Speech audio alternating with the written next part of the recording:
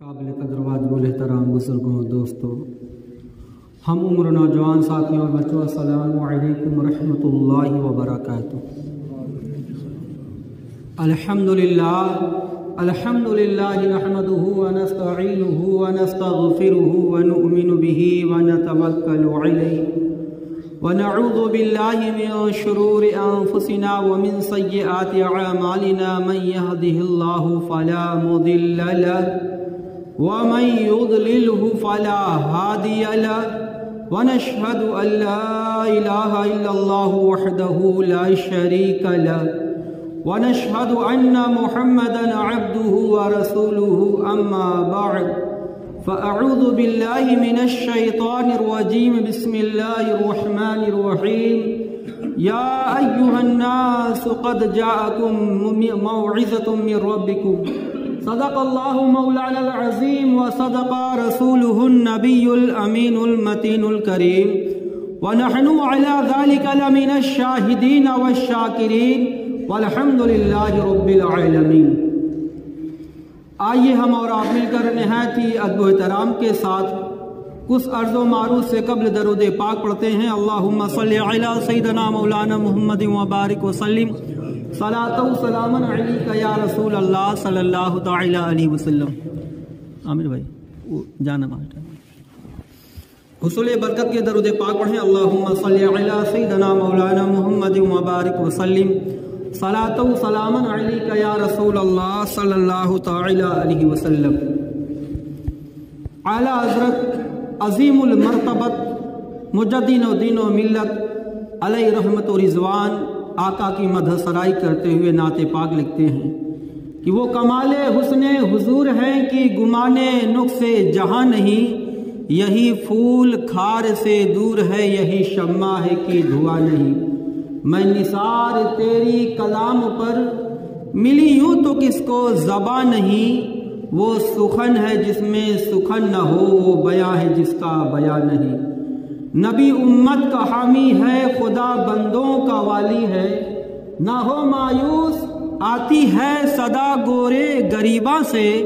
نبی امت کا حامی ہے، خدا بندوں کا والی ہے۔ خطبہ مسنونہ کے بعد قرآن مجید فرقان حمید کی 11ویں پارے کی آیت کریمہ تلاوت کرنے کا شرف حاصل کیا،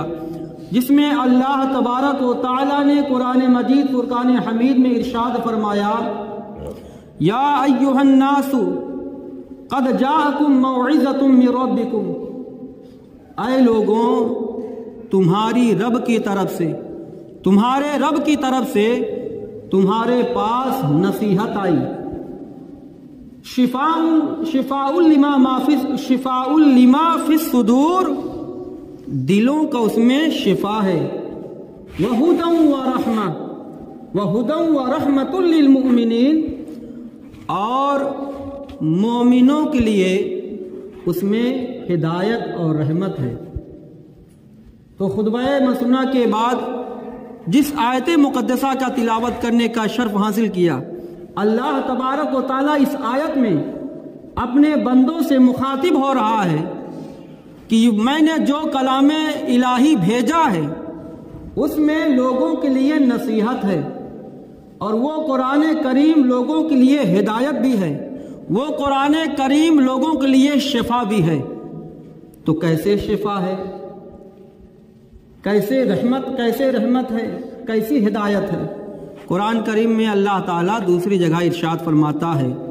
یضل بہ کثیرا ویہدی بہ کثیرا، یہ قرآن ان لوگوں کے لیے جو گمراہ ہو گئے، اور یہ قرآن ان لوگوں کے لیے بھی بہتر ہے جو ہدایت یافتہ ہو گئے۔ تو گویا قرآن مثل بارش کی طرح ہے، ایمان کی ایک کسوٹی ہے، ایمان کی ایک کسوٹی ہے کہ جیسے بارش ہوتی ہے، اگر کھیت میں ہو، سرسبز کھیت میں ہو، پھلدار درخت پر ہو تو پھلوں اور پھولوں سے خوشبو آتی ہے، فصلوں میں بہار آ جاتی ہے، ایسے ہی ایمان والا ہے، اس کے لیے یہ رحمت ہے، ہدایت ہے، شفا ہے، اور کافر کے لیے اس میں گمراہیت ہے۔ جیسے بارش ہو کیچڑ میں تو کیچڑ اور زیادہ جو ہے میلا اور کچیلا ہو جاتا ہے اور دلدل بن جاتا ہے، بے وجہ بارش اس پر کوئی فائدہ نہیں دیتی۔ اسی طریقے سے جس کے دل میں کفر و نفاق ہے، قرآن سے ہدایت حاصل کرنے کا مقصد نہیں ہے، تو یہ لوگ گمراہ ہیں۔ درود پاک پڑھیں، اللہم صلی علی سیدنا مولانا محمد وبارک وسلم، صلاۃ و سلاما علیک یا رسول اللہ صلی اللہ تعالی علیہ وسلم۔ حضرت ابو ہریرہ رضی اللہ تعالیٰ عنہ روایت کرتے ہیں کہ حضرت عمر فاروق سے اللہ کے رسول صلی اللہ تعالی علیہ وسلم نے فرمایا کہ اے عمر، جو شخص 10 مرتبہ سورہ اخلاص پڑھتا ہے، قل هو اللہ احد والی سورہ پڑھتا ہے، اللہ تعالیٰ اس کو جنت میں ایک محل عطا فرمائے گا، سبحان اللہ۔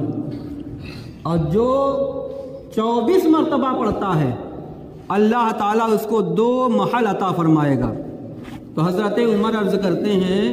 تب تو یا رسول اللہ میں جنت میں خوب محل بنواؤں گا۔ تو حضور اقدس صلی اللہ تعالی علیہ وسلم فرماتے ہیں کہ اے عمر، اللہ اس سے بھی زیادہ عطا فرمانے والا ہے، یعنی جنت میں جگہ کی کمی نہیں ہے۔ اللہ تعالیٰ اس سے بھی، اگر بہت سے لوگ ایمان لائیں اور قل اللہ احد پڑھیں تو اللہ تعالیٰ اس سے بھی زیادہ عطا فرمانے والا ہے محل جنت میں۔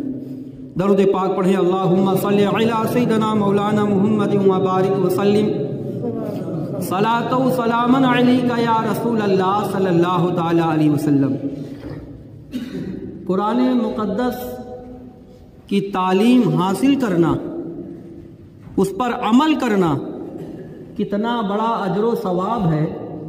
کہ ہمارے آقا یہ حدیث مشکات کی حدیث پاک ہے، مشکات شریف کی حدیث پاک ہے کہ حضرت عیسیٰ علیہ السلام ایک قبرستان سے جب ان کا گزر ہو رہا تھا، دیکھو نبی جو اللہ کے نبی ہوتے ہیں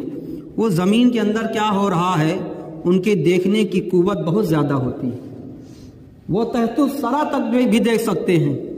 اور آسمان کی طرف نگاہ اٹھائیں تو وہ آسمانوں بھی دیکھ لیتے ہیں۔ یہ اہل سنت والجماعت کا عقیدہ ہے۔ یہ ان بد عقیدوں کا عقیدہ الگ ہے کہ نبی اپنی پیٹھ پیچھے کیا ہو رہا ہے اس کا علم نہیں رکھتے، یہ ان لوگوں کا عقیدہ ہے۔ مگر اہل سنت والجماعت کا عقیدہ ہے کہ اللہ نے انہیں اتنا علم دیا ہے کہ وہ پیٹھ پیچھے کا اب سے لے کر قیامت تک کا علم اللہ نے عطا فرمایا ہے۔ تو حضرت عیسیٰ علیہ السلام جب قبرستان کے ایک قبر کے پاس سے گزرے تو دیکھا کہ قبر والے کو عذاب ہو رہا ہے، قبر والے کو عذاب ہو رہا ہے۔ پھر آپ گئے آگے، قضائے حاجت محسوس ہوئی یعنی استنجا سے فارغ ہوئے، پھر آپ اسی راستے سے پلٹے، اس قبر کے پاس پہنچے، دیکھا کہ اب عذاب کے بجائے رحمت الہی کی بارش ہو رہی ہے قبر پر، سبحان اللہ۔ اللہ تبارک، تو حضرت عیسیٰ علیہ السلام متعجب ہوئے، ابھی گئے عذاب ہو رہا تھا، ابھی لوٹے تو رحمت الہی کی بارش ہو رہی ہے، ماجرا کیا ہے؟ اللہ کی بارگاہ میں دعا کی، اللہ تبارک و تعالیٰ نے حضرت جبریل علیہ السلام کو بھیجا، کہا اے جبریل جا کر عیسیٰ روح اللہ سے کہہ دو کہ اس میں تعجب والی کوئی بات نہیں، یہ شخص جب ختم ہوا تھا تو اس کی عورت حاملہ تھی، وہ بچہ پیدا ہوا، اس بچے کی عمر 3 یا 4 سال کی پہنچی، اب اس کی عورت نے اس بچے کو مدرسے میں داخلہ دلوایا، آج اس کا بچہ زمین پر میرا نام لے رہا ہے، میرا کلام پڑھ رہا ہے، تو میری رحمت کو گوارا نہ ہوا کہ جس کی اولاد زمین پر میرا ذکر کرے، میرا کلام پڑھے، میں اس کے باپ کو قبر میں عذاب دوں، میری رحمت کو گوارا نہ ہوا، اس لیے میں نے اس کے اوپر سے عذاب کو اٹھا لیا، سبحان اللہ۔ یہ کلام ربانی کی فضیلت ہے اب آئیے اور ایک حدیث، یہ حدیث بخاری شریف کی ہے۔ اہل سنت والجماعت کا عقیدہ ہے کہ نبی کو علم غیب حاصل ہے۔ اس حدیث سے آپ آیت الکرسی کی فضیلت، مرتبہ، کیا فائدہ ہے یہ بھی آپ جانیں گے۔ اس حدیث سے آپ یہ بھی جانیں گے کہ نبی کو کتنا، یعنی نبی کو علم غیب حاصل ہے۔ ثبوت کے طور پر اہل سنت والجماعت دوسرے مذاہب کے، دوسری جماعت والوں میں فرق کیا ہے؟ وہ کہتے ہیں نبی کو علم غیب نہیں۔ ہم لوگ الحمدللہ اہل سنت والجماعت کا عقیدہ ہے نبی کو علم غیب ہے، اللہ نے وہ علم غیب عطا فرمایا ہے۔ تو اب ہر شخص تو پڑھا لکھا ہے نہیں، ہر شخص تو جواب نہیں دے سکتا آن دا اسپاٹ۔ اسی لیے اللہ کے رسول نے فرمایا کہ طلب العلم کل فریضۃ